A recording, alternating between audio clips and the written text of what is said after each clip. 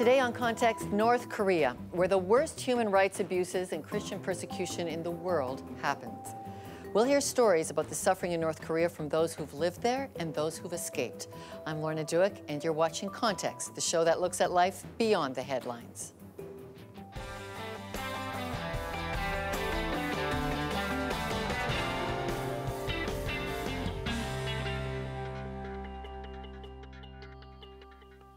The images following the death of Kim Jong-il gripped us. How could North Koreans possibly mourn the death of such an oppressive dictator?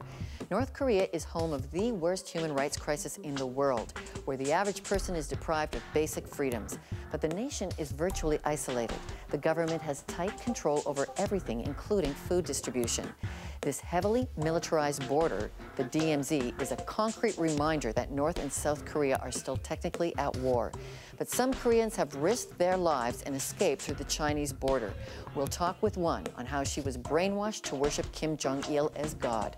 The cries of North Korea. Let's put it in context. And we have with us Jack Kim and Eric Weingardner in studio. Jack co-founded Han Voice, which is Canada's largest organization advocating on behalf of North Korean human rights and refugees. And Eric was the first North American resident of North Korea. He lived in Pyongyang in the late 90s and worked under the UN's World Food Program. Jack and Eric both write for the website CanKor. It's great to have you with us. Jack, I just can't believe that this has been such a blind spot on the world's outcry over violations of human rights. Why? Why has North Korea been ignored for so long? Well, what overshadows North Korea is its nuclear weapons. It's the leadership of North Korea that we have many stories about luxury goods being flown in to Pyongyang and things like that. Whereas when you think about the humanitarian crisis that happened in North Korea, as well as the human rights crisis that I would argue is happening still in North Korea, these things get overshadowed and governments simply don't talk about it. Because we're kind of fixated at the odd habits, as you say, of the dictator. And it actually was the very odd visuals, Eric, of the people weeping that made North America just stop and say, well, what is going on there? Why would they weep? Yeah, you might well ask. It seems that when the death of the leader happened, everybody would be cheering out in the streets. But you have to remember that North Korea is an extremely isolated country where the local population has no access to news from the outside, or very little, and only most recently.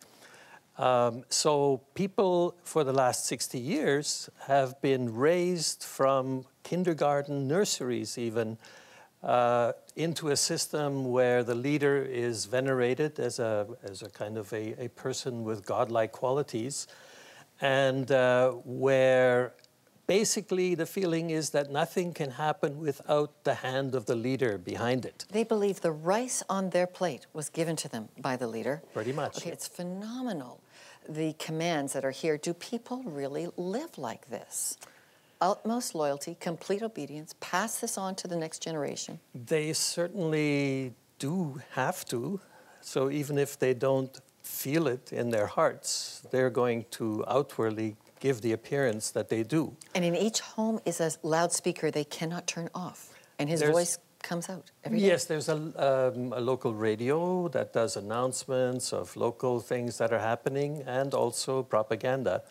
So, I mean, it's not as if it's on 24 hours a day, but when it comes on, you hear it. So the tears were sincere? I would say that a lot of them were.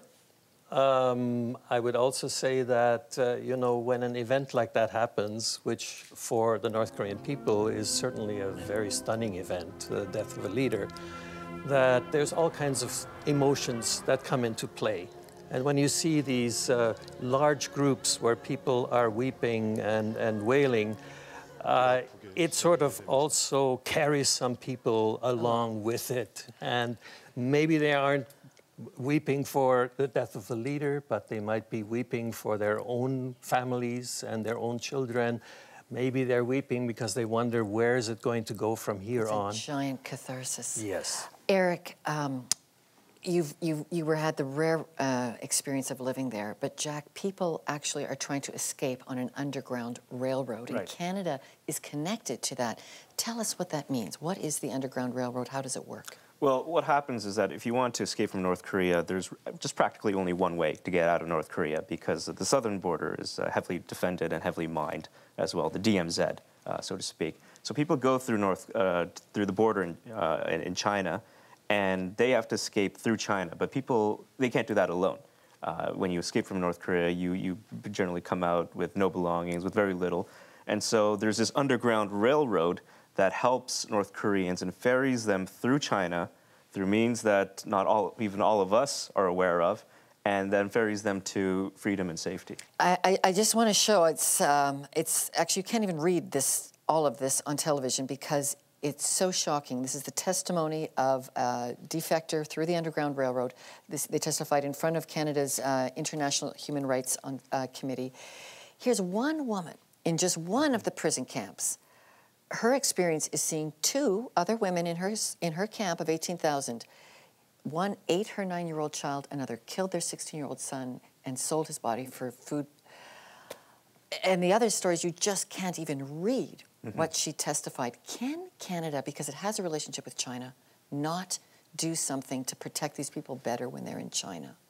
Well, there are three things that we can do. The first is simply raise awareness of the issue. There are not too many governments right now in the international sphere that have any interest in North Korean human rights and even the humanitarian crisis that's going on. The second thing that we can do is actually put our ante in towards North Koreans and say, hey, China, we can negotiate with you. We can bring North Koreans to Canada on a more systematic basis, because what we can do is something in the past that we've done, which is with the Vietnamese boat people back in the 1970s. Canada resettled many of these refugees. Why can't we do this with North Koreans as well? Incredible. And the third thing that we can do is actually make things better within North Korea so that people don't have to escape from North Korea. A lot of these people are escaping because there's no food. The economic situation is dire. People are scrounging around eating tree bark. And if we can alleviate those circumstances by creating a blanket of safety, of humanitarian aid, then people don't have to escape from North Korea in the first place. Eric, there are agencies. I want to scream, God, where are you for these incredibly suffering people? Do you think God is at work? Oh, definitely. God is where people are suffering. And so God is definitely in North Korea as well.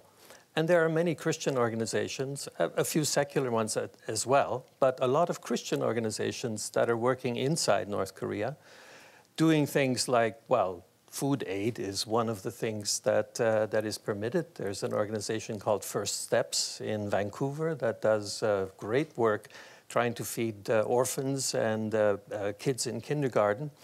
But there's other types of work as well. One of the things that's really necessary in North Korea is for people to have proper drinking water, because a lot of the illness that's associated with malnutrition, it hits hardest the little kids if they don't have proper drinking water. Okay, so let's hook CanKor and all of these sites. We'll put them up through context, and you can find out how you can connect with the agencies that are helping in North Korea. And I want to ask you both to hang around for our studio audience, but we do want to know now what you think in the audience. Were you aware of North Korea's extreme human rights abuses? Send us your answers by phone, email, Facebook. You can put it up on Twitter, and we'd love to know what you think. Were you aware? Our studio audience is taking a live vote, and we'll have those results just after the break. When we come back, a North Korean defector's testimony on life under the world's most totalitarian regime and the deadly risk she took to escape from it. Stay with us.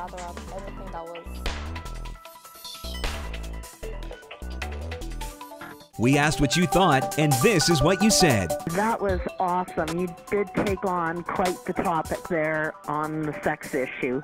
I so enjoyed the whole program, and I was quite pleased by everyone's responses.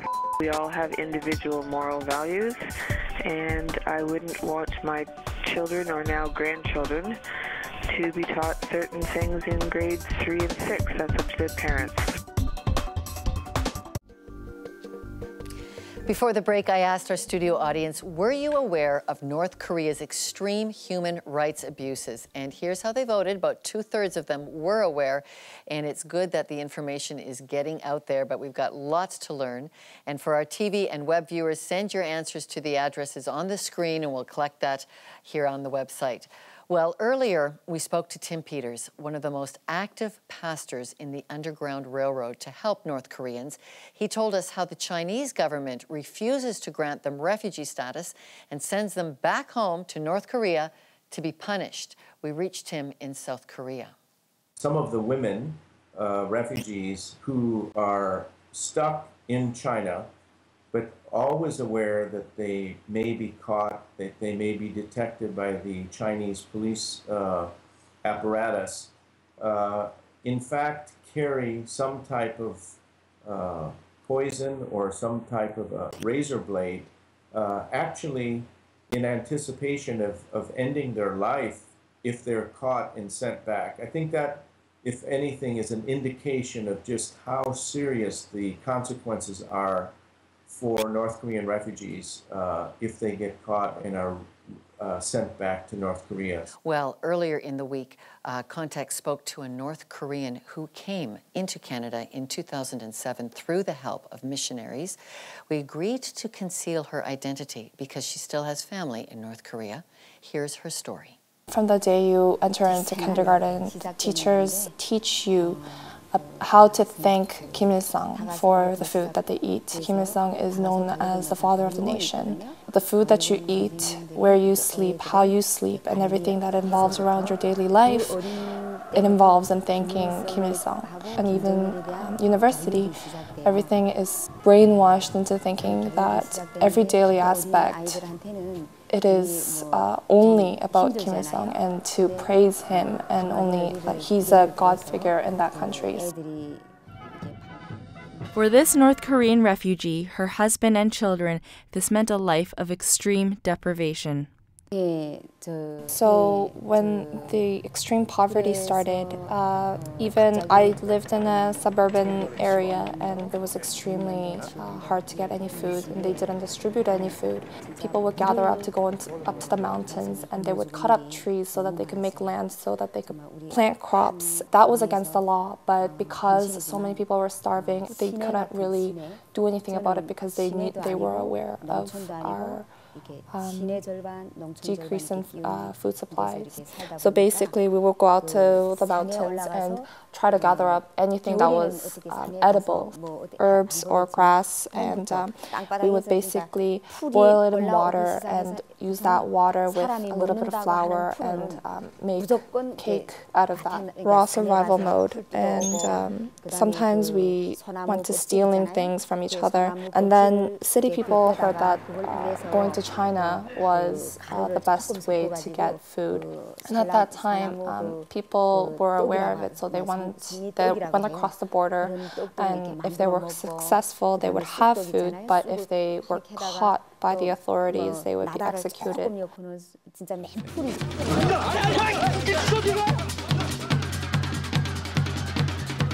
I mean, everything was too much to bear, and sometimes I thought to myself, what is the point of living in this kind of situation? So the last resort was to go to China, even though that meant risking everything. It was at the point where there was nothing else to risk for. So she and her sons crossed the Chinese border by foot. In China, they met missionaries who then helped them escape to Canada. I still have my parents and my siblings back in North Korea. My prayers and my heart goes out for them because they still do not know the things that I know.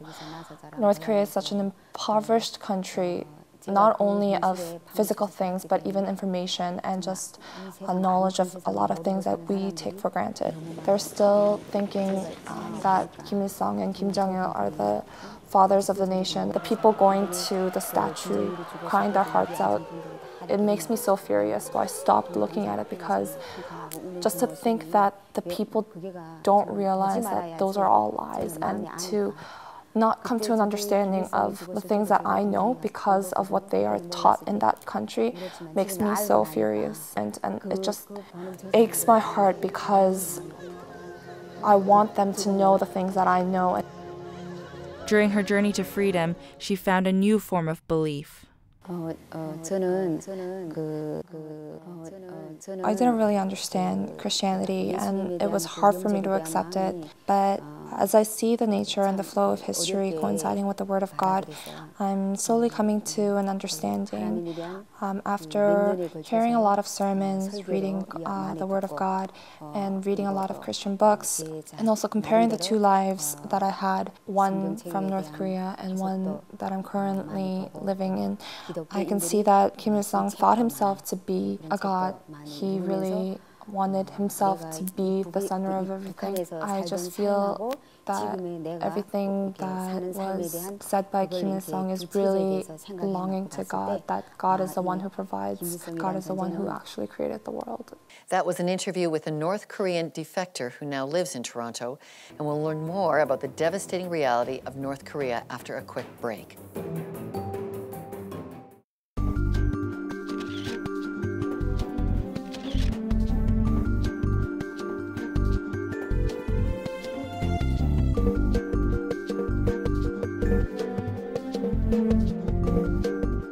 We asked what you thought, and this is what you said. From 1959, when we were made to live in villages and our land and housing was taken from us, we became so dependent on the government.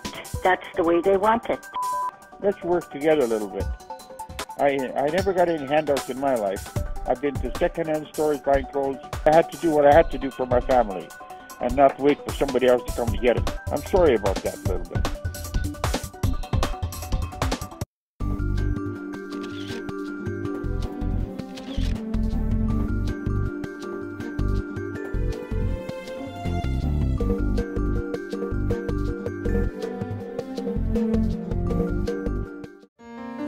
Welcome back to Context. Today we're hearing about North Korea's human rights abuses. And in the studio audience, there are a few members here who are of Korean descent.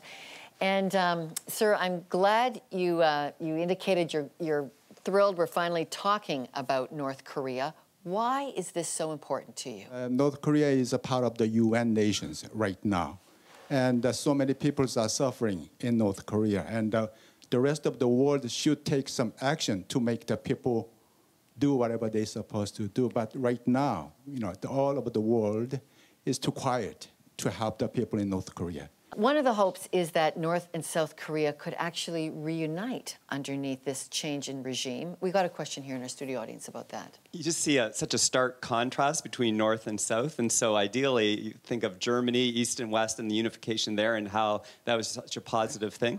Just wondering what the obstacles or issues are that prevent a reunification of South and North Korea. Jack, what would prevent a reunification discussion from starting? Well, there are three things that come to mind for me. First is that North and South Korea are still in a state of war. They haven't finished the Korean War officially, and so some kind of armistice, some kind of peace-building agreement would have to come forward. The second thing is money. Someone mentioned East and West Germany. It took a lot of money to reunite both countries. We're talking trillions of dollars. It would take for a rebuilding of North Korea, a reintegration of North Korea. And the third thing we have to look for is a social divide between North Koreans and South Koreans. And what we see right now in South Korea is a microcosm of that with North Korean defectors in South Korea who have a hard time adjusting inside South Korea. So it's going to take generations for this divide to congeal over. Thank you. And we are trying to get a better understanding of what happens behind North Korea's closed doors. Our next guests are Kyung Lee, the president of the Canadian branch of the Council for Human Rights in North Korea, and Andrew Choi, who was born in Pyongyang but defected to South Korea after the nation was divided right before that Korean War. Andrew, why did your family leave? My family was living in a small town near Pyongyang at the time of liberation from the Japanese colonial rule at the end of the World War II.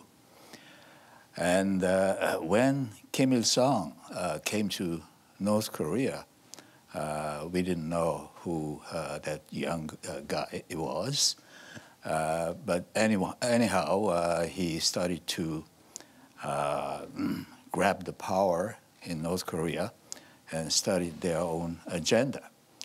And we saw, even if it was very early stages of his rule, we saw that there was a very difficult human rights situation is going to develop in North Korea.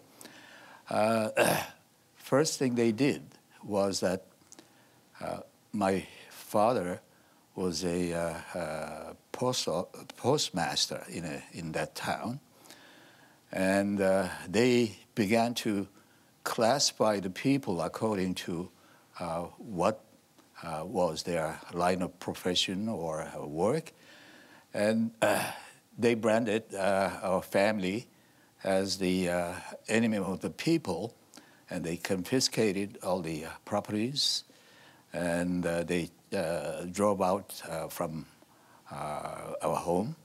So we had to leave the town, and that's when my father decided that the country is going to be no place to live like a human being. That was almost 60 years ago, wasn't it? Yeah. It's been... Yes, it was 1945 when the liberation came, but we moved to South Korea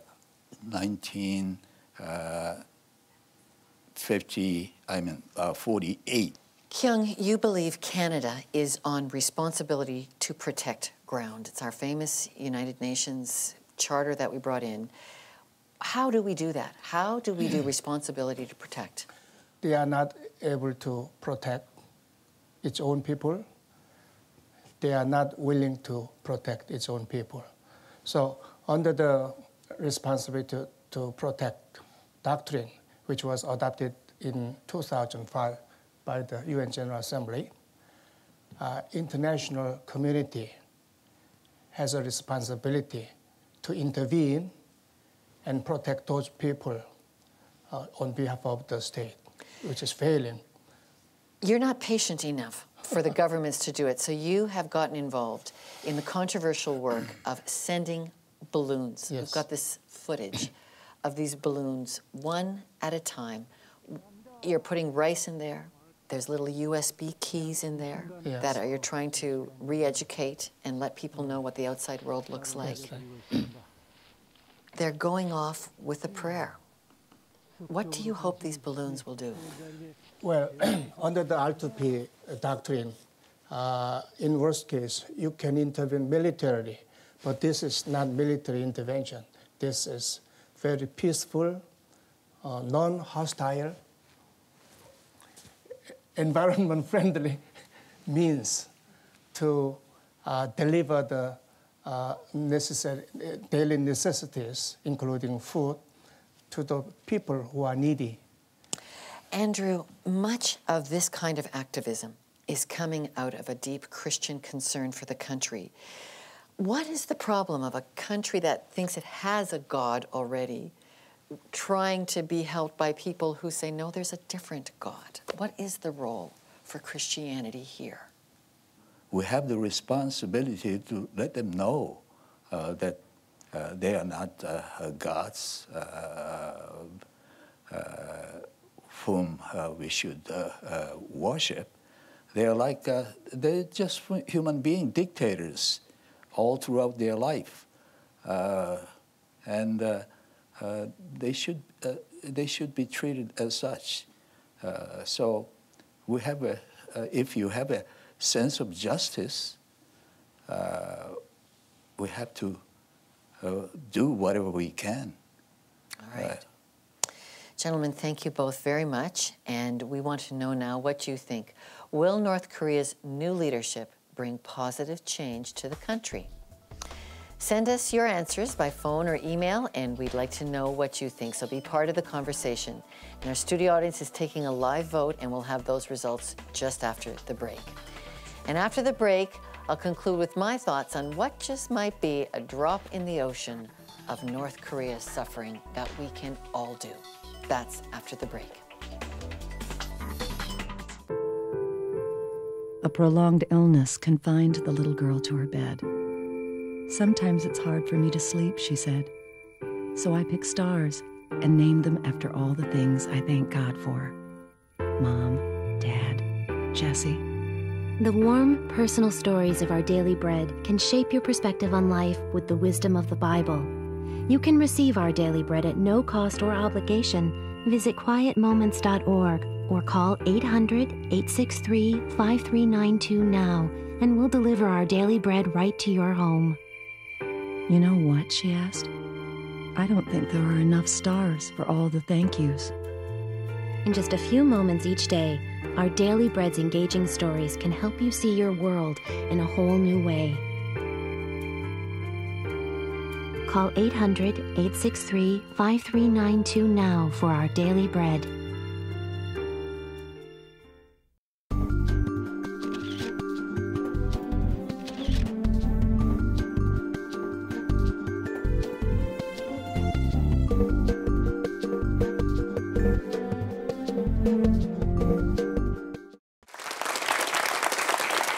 Before the break, we asked our studio audience, will North Korea's new leadership bring positive change to the country?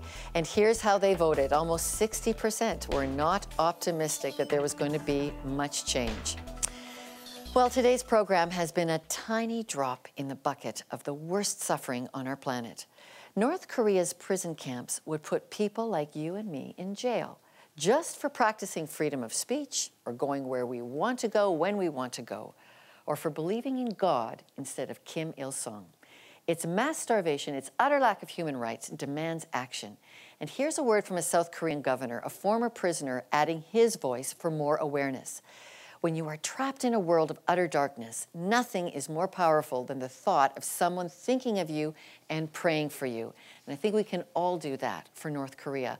Check on our website for a blog entry called 10 Reasons Why Praying for the New North Korean Leader could be the most important thing you'll do today. You'll also find a link there on how to send aid into North Korea, all the different Christian agencies. Mission impossible? Well, we have to start somewhere. And for your chance to get a free book, send us your feedback on today's program. Call the viewer feedback line or send an email or leave a video message or check in with us at Facebook or Twitter at Context TV.